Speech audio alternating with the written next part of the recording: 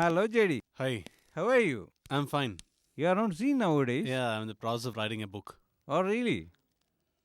What is it about? It can't be disclosed as of now. Oh, then it is okay. Good luck. Thank you. Bye. ആ ഇരിക്കൂ. ഞാൻ സാറിനെ ഒന്ന് കാണണമെന്ന് വിചാരിച്ചിരിക്കുക. ആ എനിക്കൊന്ന് രണ്ട് പുസ്തകങ്ങൾ വേണം. ലോസയുടെ in praise of my stepmother, അതുപോലെ സാധ്വിയുടെ island of Man. Island of Man ഇല്ല. ഇന്നലെ വിവർത്തകൻ ശ്രീകുമാർ എന്നെ സമീപിച്ചിരുന്നു. ശ്രീകുമാറിന് താങ്കളുടെ ആദ്യ നോവലായ സെൻറ്റ് ഓഫ് ബ്ലഡ് മലയാളത്തിലേക്ക് വിവർത്തനം ചെയ്താൽ കൊള്ളാവുന്നുണ്ട്. പലരും എന്നെ സമീപിച്ചിരുന്നു. തൽക്കാലം അത് വേണ്ട എന്ന അഭിപ്രായം എനിക്ക്. ആ നോവൽ ആഗോളതലത്തിൽ ചർച്ച ചെയ്യപ്പെട്ടെങ്കിലും കേരളത്തിൽ ഇംഗ്ലീഷ് വായനക്കാർ വളരെ കുറവായതുകൊണ്ട് ഇവിടെ അത്ര വായിക്കപ്പെട്ടോ എന്നെനിക്ക് സംശയമുണ്ട്. ആ പുസ്തകം ഇംഗ്ലീഷിൽ എഴുതുമ്പോൾ എനിക്കൊരൊറ്റ ഉദ്ദേശം ഉണ്ടായിരുന്നുള്ളൂ. രാജ്യാന്തര തലത്തിലുള്ള വായനക്കാരെ ശ്രദ്ധിക്കണം. എനിക്ക് തോന്നുന്നു ഇപ്പോൾ ഒരു മലയാള വിവർത്തനം ജെഡിക്ക് ഗുണം ചെയ്യുമെന്ന്. ആലോചിക്കാം.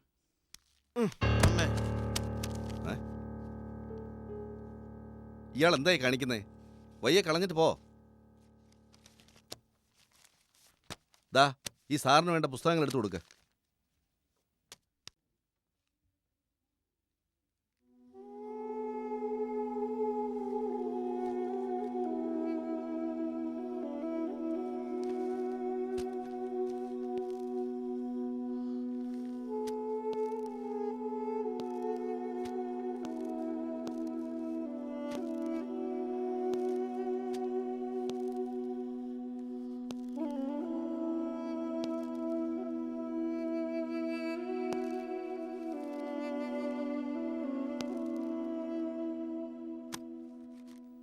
ബെന്നിച്ച,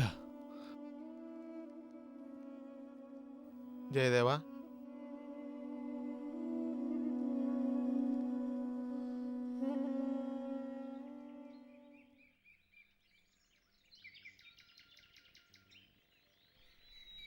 ആരും ചതിച്ചൊന്നുമല്ല. പക്ഷേ ഞാൻ സഹായിച്ച ആളുകളൊന്നും എന്നെ സഹായിച്ചില്ല. അങ്ങനെ പറയണതാവും ശരി. ബെന്നിച്ചനെ ഈ നിലയിൽ കുറേയൊക്കെ അഹങ്കാരം എൻ്റെ കയ്യിലുണ്ടായിരുന്നു. താൽക്കാലിക ലാഭത്തിന് വേണ്ടി ചില ചേരികളിൽപ്പെട്ട എഴുത്തുകാർക്കൊപ്പം എനിക്ക് നിൽക്കേണ്ടി വന്നു. അതൊക്കെ പരാജയമായി. എല്ലാം നഷ്ടപ്പെട്ടു. പുതിയ പ്രസാധകർ വന്നു. അവരുടെ മോഹിപ്പിക്കുന്ന വലവീശലുകൾക്കൊപ്പം നിൽക്കാൻ എനിക്ക് കഴിയാതെ പോയി. എൻ്റെ പ്രസിദ്ധീകരണശാലയ്ക്കും പിടിച്ചു നിൽക്കാൻ പറ്റാണ്ടായി. എൻ്റെ പ്രസ്സിൽ അന്തി ഉറങ്ങിയ എന്തിന് ഞാൻ വളർത്തി വലുതാക്കിയ എഴുത്തുകാരെല്ലാം എന്നെ കൈയൊഴിഞ്ഞു. കടം ചോദിക്കുന്നത് പേടിച്ചിട്ടാവും. ആളുകൾ എന്നെ കണ്ട മുഖം തിരിച്ച് നടക്കാൻ തുടങ്ങി. പിന്നെ പുസ്തകങ്ങളെ ഉപേക്ഷിച്ചുള്ളൊരു ജീവിതം എനിക്കില്ലാന്ന് തനിക്കറിയാലോ. അതുകൊണ്ട് അവിടെ അങ്ങനെ പുസ്തകങ്ങളുടെ ഇടയിൽ സന്തോഷത്തോടെ കഴിയണു. എഴുത്തൊക്കെ ഇപ്പോൾ ഒരു ബിസിനസ്സായി മാറിയില്ലേ. എന്നാലും ഇടയ്ക്കൊക്കെ ഞാൻ തന്നെക്കുറിച്ച് ആലോചിക്കും. ആളുകൾ തൻ്റെ പുസ്തകം ചോദിച്ചു വാങ്ങുമ്പോൾ ആവേശം തോന്നും. അത് എടുത്തു കൊടുക്കുമ്പോൾ എൻ്റെ ഉള്ളിൽ സന്തോഷം നിറയുക. ഞാൻ പ്രസിദ്ധീകരിക്കേണ്ടതായിരുന്നല്ലോ എന്ന് ഓർക്കുമ്പോൾ ദുഃഖം തോന്നുക. ഒരു കണക്കിന് അങ്ങനെ ആവായത് നന്നായി. അതുകൊണ്ട് താൻ ലോകപ്രശസ്തനായില്ലേ. ഓരോന്ന് പറഞ്ഞ് നേരം വൈകി.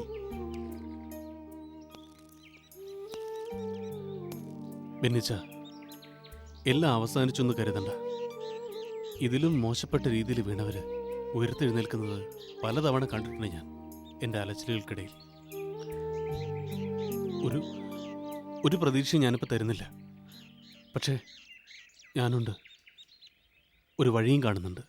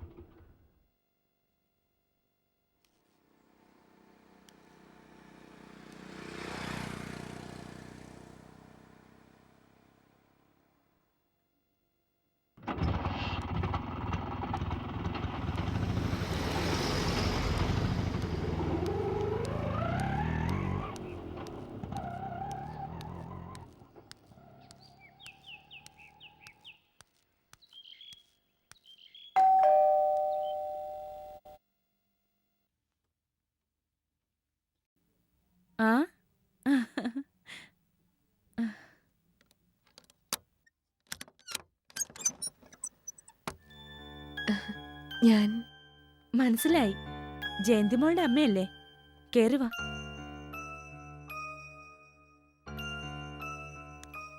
ഇരിക്കെ.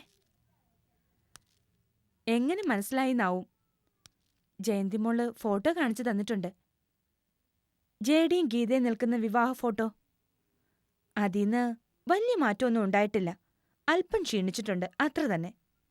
അല്ല, ജയന്തി മോള് അവർ രണ്ടുപേരും കൂടി മനുവിന്റെ പത്രോഫീസിൽ പോയിരിക്കുക. പല പത്രങ്ങളിലായി വന്ന ജേഡിയുടെ ആർട്ടിക്കിൾസൊക്കെ മനു അവൾക്ക് കൊടുക്കാന്ന് പറഞ്ഞിട്ടുണ്ട്. അവരിപ്പോ വരും. ഗീത ഇരിക്കെ. ഇരിക്കെ.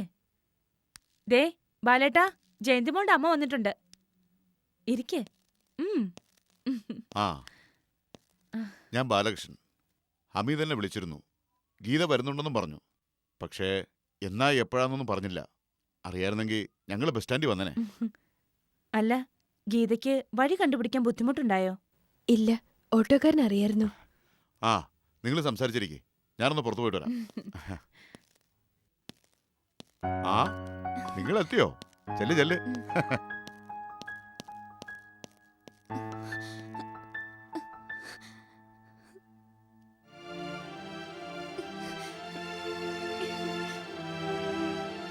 അമ്മേ,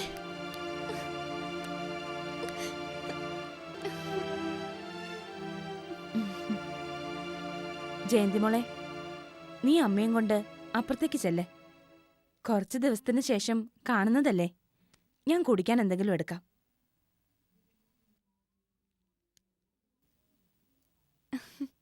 വാ അമ്മേ.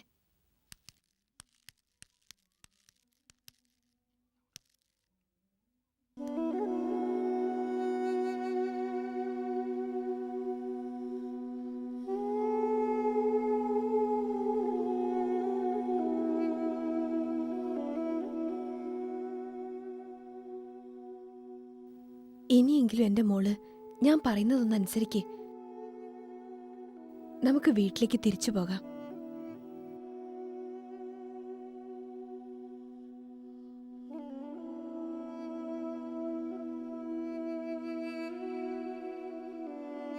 നീ പോന്നതിന് ശേഷം അമ്മ ശരിക്കൊന്നും ഉറങ്ങിയിട്ടില്ല. അറിയോ നിനക്ക്? ഇല്ലമ്മേ, അമ്മ പൊയ്ക്കോ, ഞാൻ വന്നോളാം. മോള് വിചാരിക്കുന്ന പോലെ ഒന്നുമല്ല കാര്യങ്ങള്. മോളുടെ അച്ഛൻ ഒരുപാട് തിരക്കുകളുള്ള ആളാ. അതിനിടയിൽ മോൾ എന്തിനാ അദ്ദേഹത്തിനൊരു ശല്യമായിട്ടിങ്ങനെ? ശല്യപ്പെടുത്താനൊന്നും അല്ല അമ്മേ. എനിക്ക് എന്റെ അച്ഛന്റെ സ്നേഹം കിട്ടണം.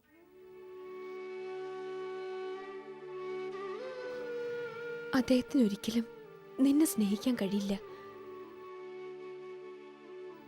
ഈ അമ്മയുടെ മോളാണെന്നറിഞ്ഞ അദ്ദേഹം വെറുപ്പോടെ നിന്നെ കാണൂ.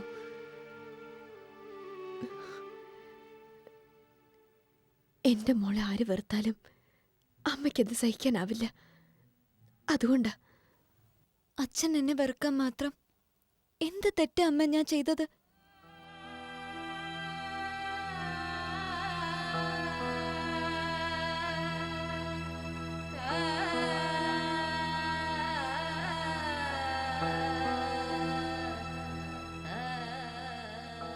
പറയാമ്മേ, എന്ത് തെറ്റാ ഞാൻ ചെയ്തത്?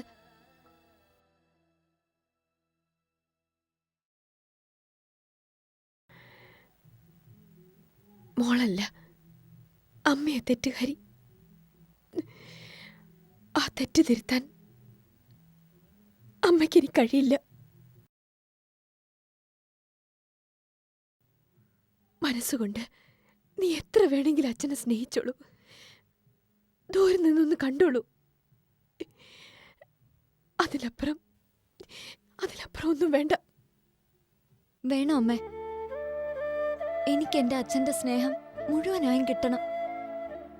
അത് നേടാതെ ഞാൻ അങ്ങോട്ട് വരില്ല, അമ്മ എത്ര നിർബന്ധിച്ചാലും.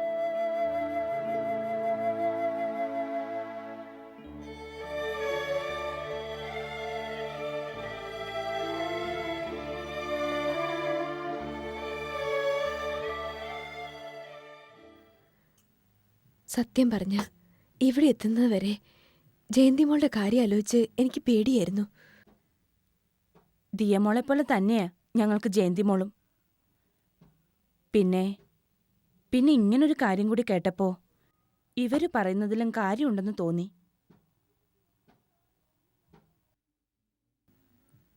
ഞങ്ങള് നാളെ തന്നെ തിരിച്ചു പോകും. ഇനി ഇവിടെ നിന്നിട്ട് പ്രത്യേകിച്ച് ഗുണമൊന്നും ഉണ്ടാവും തോന്നില്ല.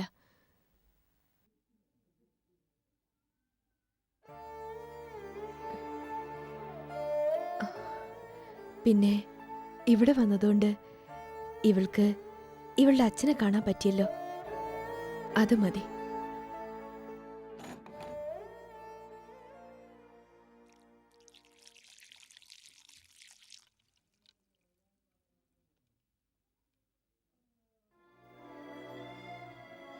അല്ല ഗീതേ, നമുക്കൊന്നുകൂടി ശ്രമിച്ചു നോക്കിയിട്ട് പോരെ?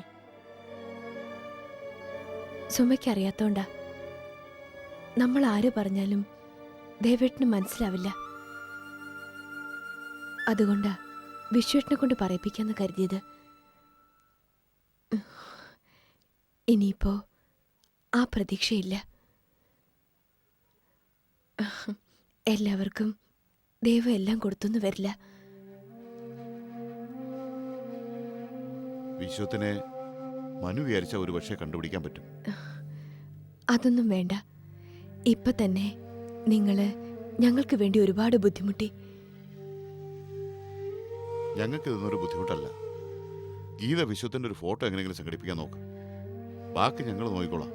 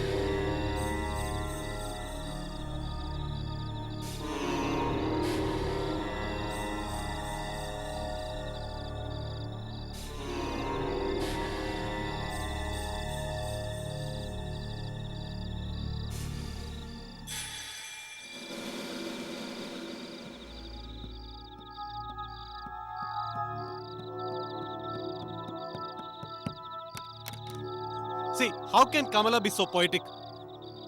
ക്യാരക്ടേഴ്സിന് സ്ഥിരത വേണ്ടേ? അല്ലെ പിന്നെ നമ്മൾ ആദ്യം മുതൽ തന്നെ ഒരു ഇൻസൈൻ സ്ട്രീക്ക് കൊടുക്കണമായിരുന്നു. അത് കൊടുത്തില്ല. This is going to be a futile exercise. Dialogues ഒക്കെ അറിയണ്ടേ? ഇത് കുത്തി തീർക്കാൻ പറ്റുമോ?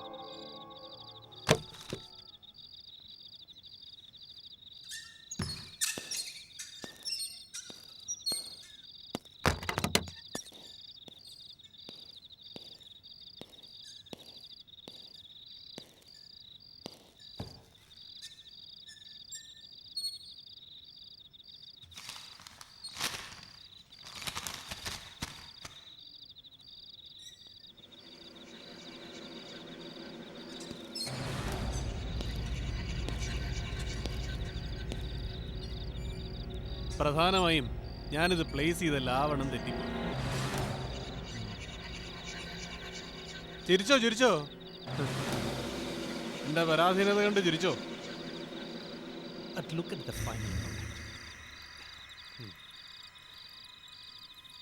There ought to be an alchemy of remembrance of things past.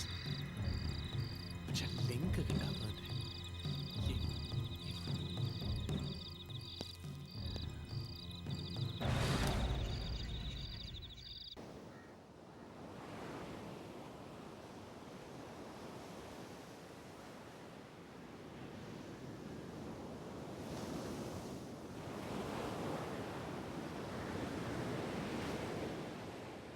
നീ വിചാരിക്കുന്ന പോലെ ആ മുറിയിൽ പ്രേതമോ പിശാചോ അങ്ങനൊന്നുമില്ല. ഇന്നലെ ആരോടാ ജെഡി സംസാരിച്ചത്?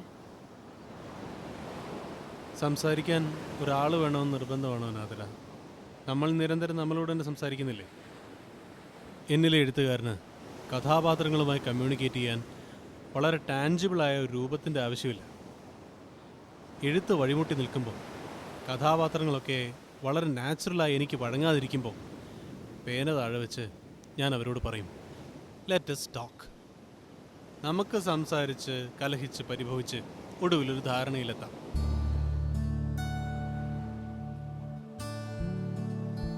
ഇത് ഞാൻ തന്നെ ആവേശിച്ച് മുന്നിൽ കൊണ്ടുവരുന്ന എൻ്റെ കഥാപാത്രത്തിൻ്റെ ആത്മാവാണ്.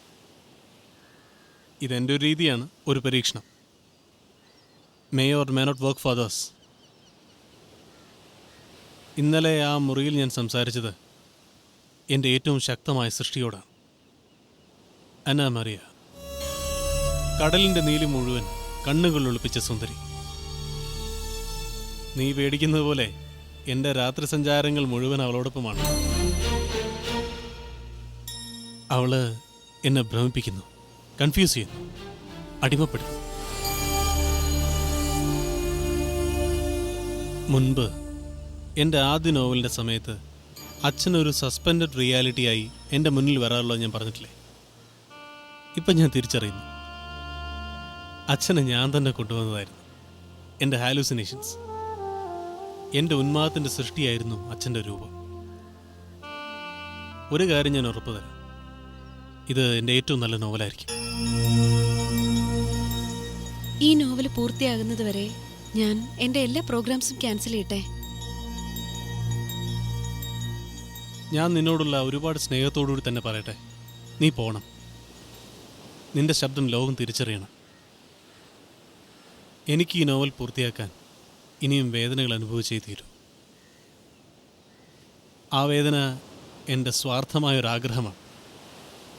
അതിൽ നീ പോലും പങ്കുപറ്റുന്നത് എനിക്കിഷ്ടമല്ല.